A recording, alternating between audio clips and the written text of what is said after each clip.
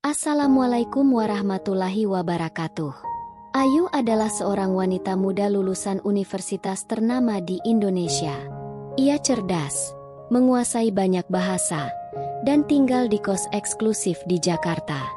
Namun, hidupnya berubah drastis setelah ia kehilangan pekerjaan. Di tengah kebingungan mencari nafkah, Ayu menemukan lowongan sebagai penerjemah bahasa Arab di sebuah perusahaan internasional. Berkat kepintarannya, ia langsung diterima dan dipercaya mendampingi seorang direktur asal Timur Tengah bernama Hussein. Sejak itu, Ayu masuk ke dunia kerja yang penuh gemerlap, mulai dari rapat besar, makan malam mewah, hingga pertemuan-pertemuan eksklusif. Namun di balik semua itu, ia harus menghadapi tekanan dan godaan yang semakin lama membuatnya terjebak dalam dilema. Suatu malam, Ayu dihadapkan pada sebuah pilihan sulit, mempertahankan idealisme atau menerima tawaran yang penuh risiko. Keputusan yang ia ambil malam itu mengubah seluruh hidupnya. Ayu pulang dengan koper berisi uang, tetapi hatinya penuh luka. Ia berhasil bertahan secara finansial, namun batinnya hancur. Inilah kisah dramatis tentang pilihan hidup, harga diri, dan kenyataan pahit di balik gemerlap ibu kota. Penasaran dengan cerita lengkapnya? Jangan lupa like, komen, share dan subscribe channel Rahasia Ranjang untuk melanjutkan menyaksikan cerita ini. Jakarta, kota yang tidak pernah tidur, adalah tempat Ayu menaruh semua harapannya. Sejak lulus dari salah satu universitas terbaik di Indonesia, ia bertekad membangun karir gemilang di ibu kota. Dengan kecerdasan yang diakui banyak orang dan kemampuan menguasai berbagai bahasa asing, Ayu percaya dirinya bisa bertahan di kota ini. Namun kenyataan tidak selalu berjalan sesuai rencana. Kehilangan pekerjaannya membuat Ayu terhuyung di persimpangan hidup. Setiap malam ia menatap langit-langit kamarnya, bertanya-tanya mengapa hidupnya berubah secepat ini. Ia merindukan hari-hari penuh semangat saat bekerja, saat dirinya dihargai atas kepintaran yang dimiliki. Kini, yang tersisa hanyalah rasa takut akan masa depan yang tak menentu. Kos eksklusif tempat Ayu tinggal menjadi saksi bisu perubahan hidupnya. Kamar itu dulu terasa nyaman, seperti surga kecil di tengah hiruk-pikuk Jakarta. Tetapi sekarang, tempat itu justru membuatnya merasa tertekan. Tagihan bulanan terus berdatangan, sedangkan dompetnya semakin menipis.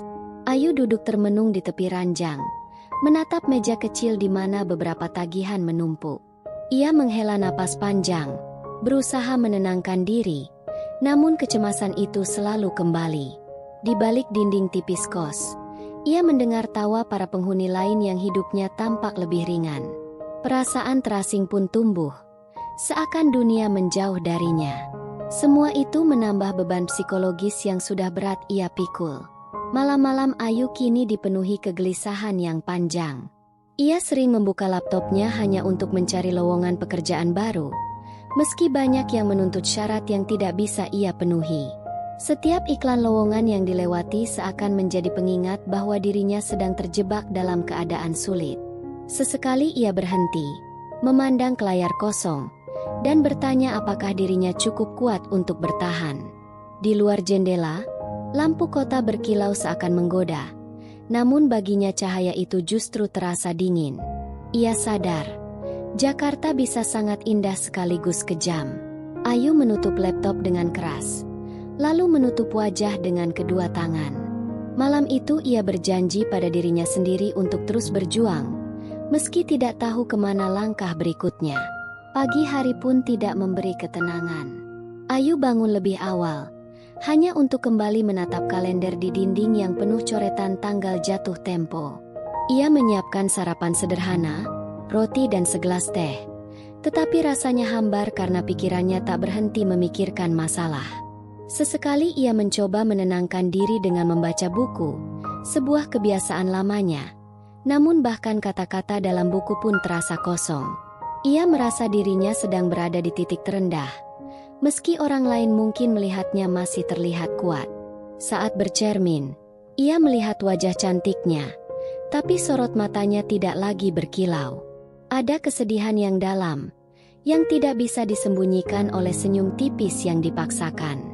Kehidupan Ayu kini seperti bayangan panjang yang menutupi sinar matahari pagi.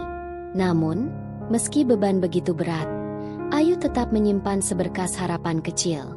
Di dalam hatinya, ia percaya bahwa setiap jalan buntu pasti menyimpan pintu keluar yang tersembunyi. Ia menuliskan sebuah kalimat di buku catatannya, "Aku tidak boleh menyerah." Kata-kata itu menjadi pengingat, meski hanya secuil, bahwa hidupnya masih berarti. Setiap tetes air mata yang jatuh ia biarkan mengalir, karena ia tahu kesedihan adalah bagian dari perjalanan. Jakarta mungkin telah meruntuhkan sebagian dari dirinya, tetapi ia tidak mau kehilangan semuanya. Ayu ingin membuktikan bahwa dirinya mampu berdiri kembali, walau harus menahan sakit. Ia masih menunggu kesempatan datang, entah dari mana, entah kapan.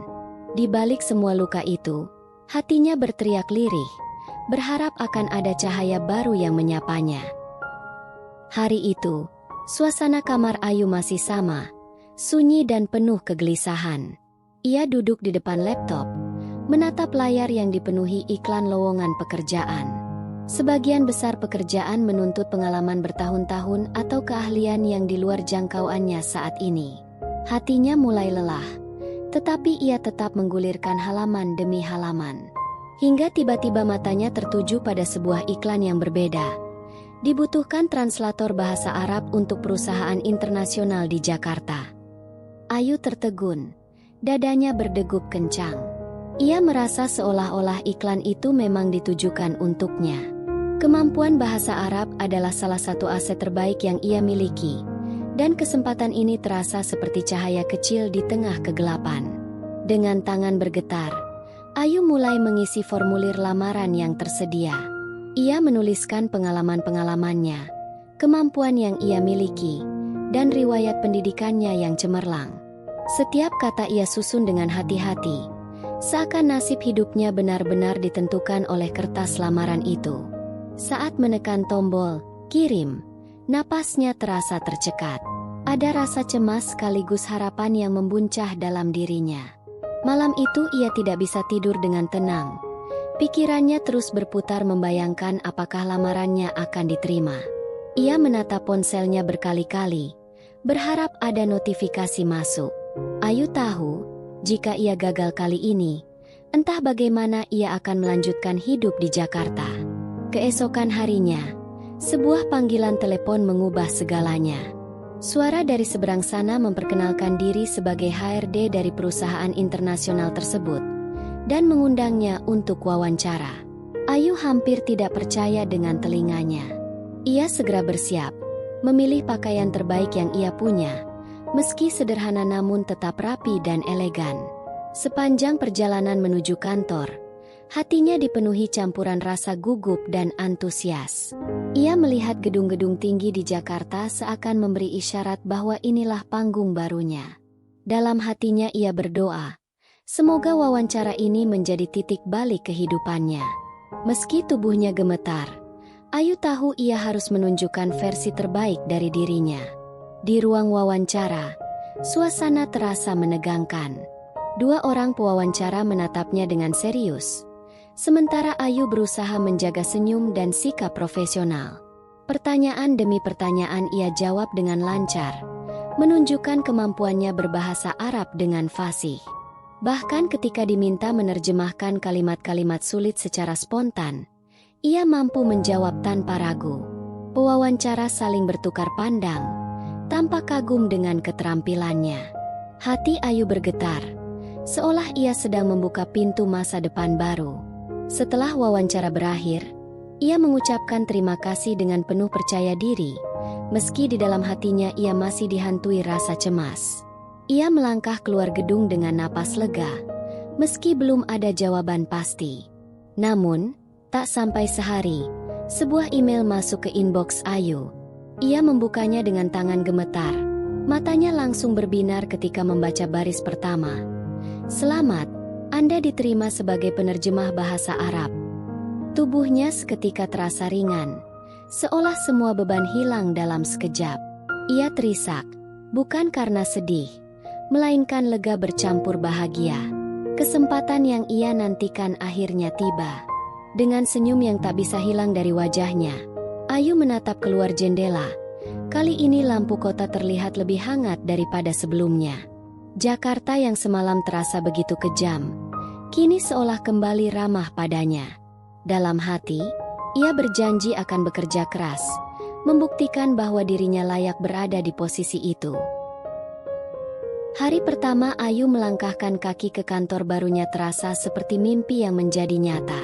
Gedung kaca menjulang tinggi dengan lobi yang mewah membuatnya merasa kecil sekaligus bersemangat. Seragam kerja yang rapi, kartu akses yang baru ia terima, semuanya memberi sensasi berbeda dalam hidupnya. Para karyawan lalu lalang dengan wajah sibuk. Namun Ayu merasa dirinya sedang berada di awal sebuah perjalanan besar. Ia diperkenalkan kepada beberapa staf, dan semuanya menyambut dengan ramah. Namun, yang paling menarik perhatian adalah sosok pria berwibawa, dengan jas elegan dan sorot mata tajam. Hussein, direktur asal Timur Tengah yang akan ia dampingi. Sejak pertemuan pertama, Ayu tahu bahwa pekerjaannya tidak akan mudah. Ada sesuatu dalam tatapan Hussein yang membuat jantungnya berdebar, bukan hanya karena kagum, tapi juga karena merasa terintimidasi. Hari-hari berikutnya, Ayu mulai memahami perannya. Ia bukan hanya penerjemah, melainkan bayangan yang selalu mengikuti Hussein kemanapun ia pergi. Setiap rapat penting, Ayu duduk di sampingnya, menerjemahkan setiap kata yang diucapkan para mitra bisnis. Setiap makan malam resmi, Ayu hadir untuk menjembatani percakapan antara budaya yang berbeda. Bahkan ketika suasana santai seperti karaoke bersama klien, Ayu tetap harus ada di sana. Dari luar, kehidupannya tampak penuh glamor, seperti orang penting yang selalu berada di lingkaran elit. Namun, di balik itu, Ayu sering merasa tertekan. Kehidupan barunya menuntut energi yang besar, dan ia harus selalu tampil sempurna. Meski melelahkan, ia bertahan dengan tekad kuat untuk menjaga pekerjaan yang sudah ia perjuangkan dengan susah payah. Hussein, sang direktur, ternyata bukan orang yang mudah ditebak. Di depan umum ia sangat profesional, penuh wibawa, dan pandai membawa diri. Namun ketika hanya ada Ayu di sisinya, sisi lain mulai muncul. Ia sering melontarkan pujian yang terdengar seperti rayuan halus. Sesekali ia menatap Ayu terlalu lama, seakan ingin membaca isi hatinya. Ayu mencoba tetap menjaga jarak, berpura-pura tidak terpengaruh. Namun jauh di dalam dirinya, ia merasa gusar. Pujian itu terkadang membuatnya tersipu, namun lebih sering menimbulkan rasa waspada. Ia tahu posisinya sangat rentan. Sebagai seorang karyawan baru, menolak terlalu keras bisa saja membahayakan pekerjaannya. Tetapi menerima begitu saja berarti membuka pintu bagi sesuatu yang ia takutkan. Semakin lama bekerja, semakin sering Ayu dibawa ke acara-acara yang membuatnya berada dalam dilema. Malam-malam di restoran mewah, di mana Hussein duduk berhadapan dengannya dengan tatapan penuh makna. Jamuan bisnis yang penuh minuman, tawa, dan percakapan yang hangat. Namun Ayu selalu merasa dirinya sedang diuji. Ia belajar tersenyum dan menanggapinya dengan ramah, meski dalam hati ia gelisah. Kadang ia bertanya-tanya, apakah semua penerjemah mengalami hal yang sama, atau hanya dirinya yang harus menghadapi godaan seperti ini. Setiap kali pulang ke kos, ia duduk lama di tepi ranjang, melepaskan sepatu, lalu menatap keluar jendela. Lampu kota yang dulu terlihat dingin, kini seakan memberi peringatan. Ada harga yang harus dibayar untuk semua kenyamanan ini. Namun, di balik semua rasa was-was itu, Ayu tidak bisa menutupi kenyataan bahwa pekerjaannya memberinya sesuatu yang berharga. Ia kembali memiliki penghasilan tetap, cukup untuk membayar kos dan kebutuhan sehari-hari. Ia bahkan bisa menabung sedikit demi sedikit, sesuatu yang sebelumnya terasa mustahil. Kehidupannya kini lebih stabil, meski batinnya sering gelisah. Setiap pagi ia tetap berdiri di depan cermin, merias diri dengan senyum yang dipaksakan, lalu berangkat kerja dengan langkah mantap. Dalam hatinya, Ia berbisik bahwa ini adalah harga yang harus ia bayar demi bertahan di Jakarta. Namun ia juga sadar, semakin lama bersama Hussein, semakin sulit baginya menjaga batasan. Dan di sanalah benih-benih konflik yang lebih besar mulai tumbuh. Hari itu, Ayu merasa ada sesuatu yang berbeda sejak pagi. Hussein terlihat lebih serius dari biasanya, dan tatapannya kepada Ayu seakan menyimpan maksud tertentu. Sepanjang rapat besar, ia berkali-kali melirik ke arah Ayu dengan senyum samar yang sulit ditebak. Ayu mencoba fokus pada pekerjaannya, menerjemahkan dengan sepenuh hati. Namun ia tak bisa membohongi dirinya sendiri bahwa perasaan tidak nyaman semakin kuat. Seusai rapat, Hussein memanggilnya secara pribadi. "Malam ini, temani saya di apartemen," katanya singkat dengan nada perintah, bukan permintaan. Ayu tercekat, jantungnya berdegup kencang, sementara pikirannya langsung dipenuhi pertanyaan. Ia ingin menolak, tapi lidahnya keluh. Ada rasa takut bahwa menolak berarti mengakhiri karir yang baru saja ia bangun. Sore itu, Ayu kembali ke kosnya dengan langkah berat. Ia menutup pintu kamar dan bersandar di baliknya, mencoba mengatur napas. Bayangan wajah Hussein terus terngiang, bersama kalimat singkat yang masih menusuk telinga. Ia berjalan mondar-mandir, menatap koper kecil yang biasanya ia gunakan untuk bepergian. Tangannya gemetar. Ia bahkan tidak tahu harus membawa apa. Dalam hatinya, Ayu tahu bahwa undangan itu bukan sekadar urusan pekerjaan. Ia berteriak dalam hati, memohon agar ada cara untuk keluar dari situasi ini. Namun, realitas Jakarta yang keras kembali menghantuinya. Ia butuh pekerjaan ini, ia butuh uang untuk bertahan. Malam itu, ia duduk di tepi ranjang. Air mata mengalir tanpa bisa ditahan. Saat malam tiba, Ayu memberanikan diri melangkahkan kaki menuju apartemen mewah tempat Hussein tinggal. Gedung tinggi dengan lampu berkilau itu terasa seperti istana yang sekaligus menakutkan. Setiap langkahnya menuju lift terasa berat, seakan ada beban tak terlihat yang mengikat kakinya. Ketika pintu apartemen terbuka, Ayu mendapati suasana ruangan yang begitu megah, penuh dengan kemewahan yang jarang ia lihat dari dekat. Di tengah ruang tamu, sebuah koper besar diletakkan di atas meja. Hussein duduk di sofa, menatapnya dengan senyum yang penuh arti. "Ini untukmu," katanya sambil menunjuk koper itu. Ayu menelan ludah, dadanya sesak. Ia tahu uang dalam jumlah besar sedang dipertaruhkan dengan harga dirinya. Ayu mendekat perlahan. Matanya terpaku pada koper yang separuh terbuka, menampilkan lembaran-lembaran uang rapi di dalamnya. Cahaya lampu membuatnya berkilau, seakan memanggil-manggil, menawarkan kebebasan dari semua beban hidupnya. Dalam hati, Ayu menjerit, "Kenapa aku harus ada di posisi ini?"